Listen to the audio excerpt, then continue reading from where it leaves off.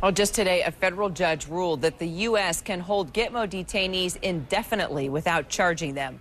This latest flap over Gitmo comes amid new allegations that torture was more or less routine in obtaining information from terror suspects, making this change a military lawyer for a former detainee. Lieutenant Colonel Yvonne Bradley spoke to CNN's Jim Acosta, and we want to warn you that some of what you're about to hear is pretty graphic. What you're saying is that waterboarding is only the beginning. Absolutely. It's the tip of the iceberg. Air Force Reserve Lieutenant Colonel Yvonne Bradley says she came to that conclusion as a lifelong Republican who never had questioned the war on terror when she was appointed the military attorney for Guantanamo detainee Binyam Mohammed. You thought, well, this is a terrorist I'm dealing with. I absolutely did. I mean, my government was saying these were the worst of the worst. A British resident originally from Ethiopia, Mohammed was detained by U.S. authorities in Pakistan right after the 9/11 attacks. Bradley says Mohammed may have attended an al-Qaeda training camp in Afghanistan. So he may have been to a camp. He may have been to a camp. After Mohammed's arrest, Bradley says he was flown to Morocco, where he was drugged, beaten, and worse. In Morocco, he also reported that they started this monthly treatment where they would come in with a scalpel or a razor type of instrument and slash his genitals, so just with small cuts. Bradley says Mohammed was eventually shipped back to Afghanistan, where he wrote out this confession, admitting to training at an al-Qaeda camp and discussing plans for a dirty bomb.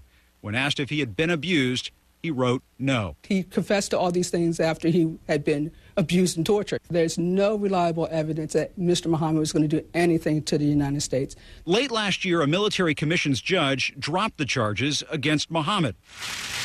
On his third day in office, President Obama ordered Mohammed released from Guantanamo, a move blasted by one group representing military families. When we release these detainees, when we release these terrorists, we put America and we put America's allies in more danger. Mohammed told the BBC he is trying to move on. It's been 7 years of literal darkness that I've been through, that coming back to life is taking me some time.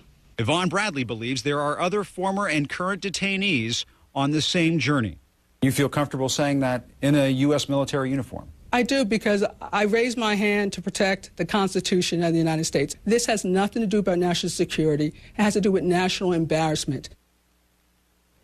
Well, Jim joins us now from our Washington studio. So what's the government's response to the allegations? Well, Kira, the Pentagon is not commenting on the matter. The Justice Department did refer us to a statement it released on Mohammed, saying that his release is consistent with the national security and foreign policy interests of the United States and the interests of justice. And important to note, interesting to note here, Binyam Mohammed was the very first detainee freed by Barack Obama after becoming president. So is this military attorney alone in making this claim?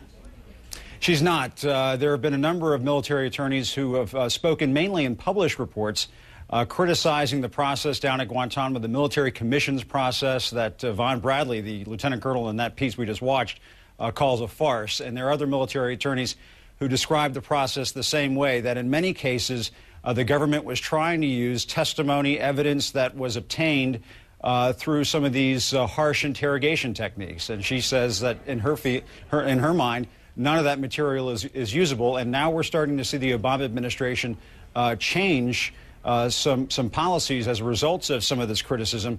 That kind of testimony is no longer going to be used in those proceedings. Got it. Jim Acosta, thanks. You bet. And as we mentioned, President Obama speaks on his plans for Gitmo tomorrow. It's set to begin at 10:10 a.m. Eastern Time. We'll bring that to you live. Also tomorrow, Dick Cheney touches on one of his favorite topics of late, keeping America safe. It's live on CNN beginning at 10:30 a.m. Eastern Time.